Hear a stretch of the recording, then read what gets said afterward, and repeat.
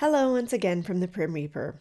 Time for us all to take another trip back into the APA guidelines for men and boys. Although the absolute worst seems to be behind us, I'm sure there are plenty of solid nuggets yet to be found.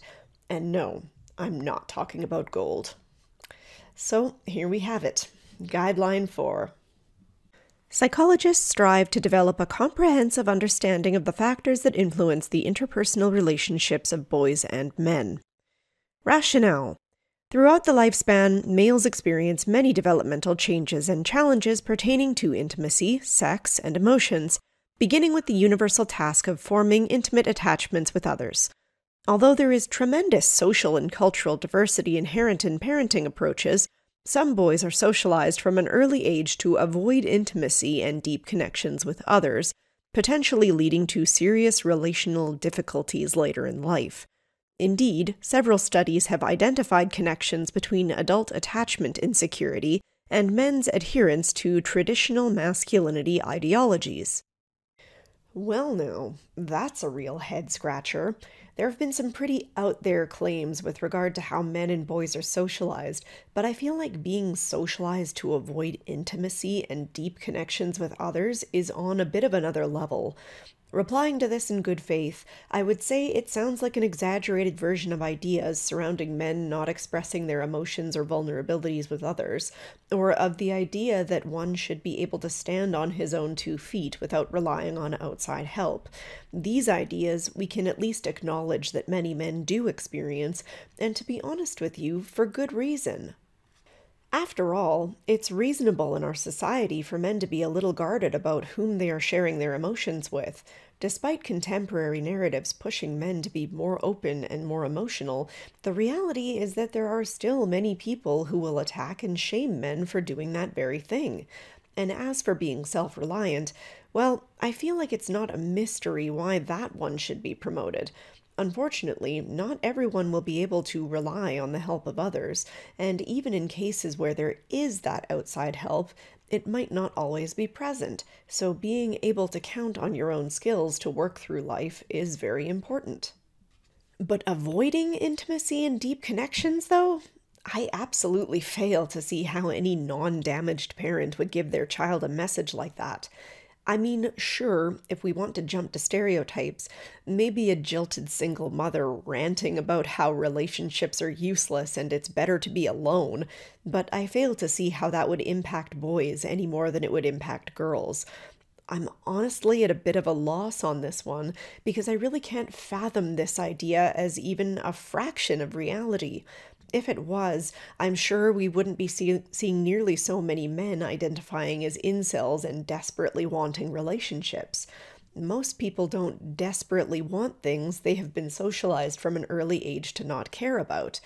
I suspect, also, that there might be some conflation in the studies exploring the supposed connections between men's attachment insecurity and traditional masculinity ideologies. I don't want to go into too much of a rabbit hole on this one, as I fear it could make for a very long video, but let's just take a line or two from each of the cited works on this original line. From Mahalik et al., he may describe himself as having difficulty with and being uncomfortable with attending to his own, his partner's, and his children's emotional lives. He may be uncomfortable asking for, or giving, support and affection to his partner and children. Instead, he may find it easier to avoid their needs by investing himself in work. So, just a thought here, but it's telling that these researchers are seeing this example as a man trying to avoid his family's needs rather than provide for his family's needs by investing himself into work. From McDermott and Lopez, investigators previously have suggested that parental attachment and gender role socialization are connected, such that boys' insecure attachments to their parents may lead to the creation of problematic gender self-schemas and maladaptive attitudes about women. And from Schwartz et al., participants in this study who had a secure attachment style were lower on restrictive emotionality than participants who had preoccupied, dismissing, or fearful attachment styles. So, yes, this research is claiming that attachment insecurity supposedly leads to maladaptive attitudes and restrictive emotionality, which makes me question how it traces back into the idea that men are socialized into devaluing close relationships. Wouldn't this mean that men are anti-socialized into that very thing? Let me tell you, as an aside, there is a lot that I would love to go into on some of these papers, but maybe I'll save it for another video. For now, let's move on. Additionally, traditional masculinity ideology encourages men to adopt an approach to sexuality that emphasizes promiscuity and other aspects of risky sexual behavior, such as not learning a partner's sexual history or engaging in sex without protection from pregnancy or disease transmission. Indeed, heterosexual men's adherence to traditional sexist aspects of masculinity has been connected to sexual assault perpetration, as well as decreased condom use and increased casual hookup sex. Okay, first of all, as if N count is not a major factor that men talk about, especially in red pill style circles online that many women deride as being misogynist. Give me a break on that one. Anyway, it really is unreal to me how these folks really seem to just want to pin anything bad they can on traditional masculinity. It's like a weird catch-all for any problems they see in men. Lack of intimacy? Traditional masculinity. Having sex in a way we view as unsavory? Traditional masculinity. Literal sexual assault?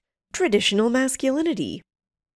I bet if we squeezed those last two brain cells together really hard, we could probably envision some other explanations for some of these things. A man might conceive of having promiscuous sex because he thinks it's the manly thing to do, or he might just be a horn dog who isn't too picky about where he gets it from. A man may perpetrate sexual assault because he adheres to the traditional masculine view that women are objects for him to use. That's a traditional masculine idea, right? Or he may just be a selfish asshole. Maybe he's been abused by multiple women in his life and is now a true misogynist. Who knows? A man may avoid condom use because he likes to engage in manly behaviors such as risk-taking. Or he may just think it feels better that way. By dropping all your eggs in one basket like this, you're making things sound more stereotyped and more obfuscated, not less. But hey, why engage in that pesky self-reflection when we can just continue to do what we're best at?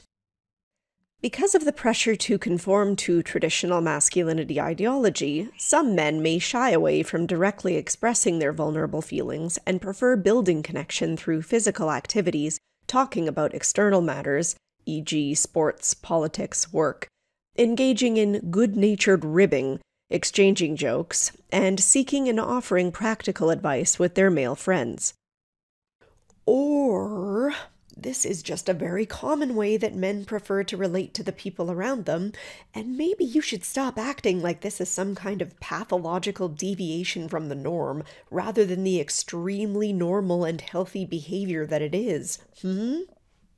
However, the majority of boys and men indicate that they have close male friends with whom they share secrets, are emotionally intimate, and view as a brother.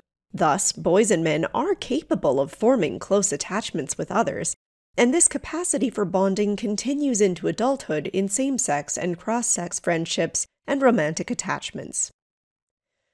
News at 10. Men are capable of forming close relationships. Fortunately for us, this guideline is relatively short. Let's look at the application section now. Application. Psychologists strive to promote healthy, intimate relationships in boys and men, where healthy relationships are defined and characterized by respect, emotional intimacy and sharing, and mutuality. An entirely reasonable goal, provided you don't start purporting to know better than men do on how to form such relationships. Recognizing the primacy of early human attachments, psychologists attempt to help parents form close bonds with their sons through teaching parents about the developmental needs of boys, to respond to boys in a nurturing manner, and to foster a healthy separation and individuation process with their sons. Again, a surprisingly reasonable approach. I would add an asterisk here that this should not include assumptions or undue criticisms about the mother or father's impartation of supposedly traditionally masculine views. When helping parents to raise children, the goal should be explicitly on helping them to understand their child's developmental needs and building a positive and supportive environment in which everyone can thrive. The second you start interjecting specifics on how exactly they should or shouldn't do that, you're going too far into inappropriate territory. Providing an affirmative and caring environment where clients can explore the intersecting influence of masculinities and race, sexual orientation, and class on behavior is significant to resolving mental health difficulties for sexual and gender minorities. Effective clinical care may benefit from examination of the client's and clinician's own binary notions of gender identity as tied to biology, as well as developing insight into how to avoid pathologizing clinical language. That felt like a bit of a random segue there. Sometimes I wonder if they had a bit of a required quota to discuss this kind of thing in each of these guidelines and just kind of had to wedge it in there somewhere. Psychologists strive to use a variety of methods to promote the development of male-to-male relationships. Toward addressing this goal, psychologists recognize and challenge socialization pressures on boys and men to be hyper-competitive and hyper-aggressive with one another to help boys and men develop healthy same-sex friendships. Okay, no. Do not go into therapy sessions assuming about men's tendencies around making friends. That is terrible advice, as is the idea that you necessarily know better about how men should go about developing friendships with other men. A better way to explore this subject with men who bring up their friendships is to ask how they typically have experienced their friendships throughout their life and where they might have experienced challenges. At this point, you can collaboratively come up with ideas to work on some of these challenges together. Psychologists also strive to create psychoeducational classes and workshops designed to promote gender empathy, respectful behavior and communication skills that enhance cross-sex friendships, and to raise awareness about, and solutions for, problematic behaviors such as sexual harassment that deter cross-sex friendships.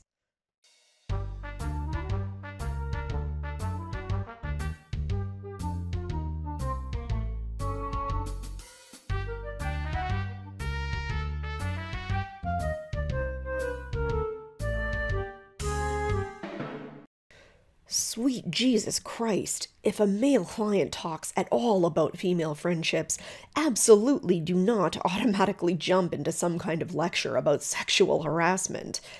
Even if you are creating some kind of workshop on how men can form friendships with women, you should primarily be focusing on behaviors that they should do, not offering some patronizing finger-waggling about how they shouldn't make sexist comments or touch women without their consent. It's not exactly like these are mysterious ideas that most men weren't taught in high school or earlier. With most people, this would be akin to hosting a workshop on how to be an effective employee and then having a section on the importance of not showing up to work drunk. Good bloody grief. Psychologists can discuss with boys and men the messages they have received about withholding affection from other males to help them understand how components of traditional masculinity such as emotional stoicism, homophobia, not showing vulnerability, self-reliance, and competitiveness might deter them from forming close relationships with male peers. Again, for many men, several of these traits are ways in which they do form relationships with their peers. Don't make assumptions that you know better. Ask about patterns of difficulty in their lives and work from there. In that vein, psychologists strive to develop in boys and men a greater understanding of the diverse and healthy ways that they can demonstrate their masculinities in relationships. That is just such a weird and detached way of talking about relationships. I think most male clients would balk at such a proposal in therapy, and rightfully so. Generally speaking, a good rule of thumb is if you switch the term to femininities and it sounds weird and foreign to you, i.e., the healthy ways that they can demonstrate their femininities in relationships, that's because it is weird and foreign. People don't relate to each other this way, with perhaps the exception of people who are hyper-focused on gender and labels and whatnot. Rather than trying to foist some alien way of thinking about their relationships with others onto your clients, it's far better to just be a human and explore their relationship challenges where they exist from their own perspectives. Anyway, that's the end of this particular guideline. Mercifully short compared to some of the others, thankfully. We're getting through it, slowly but surely. It's not easy work, but we're doing it. So thank you so much for watching, and I hope to see you all in the next one.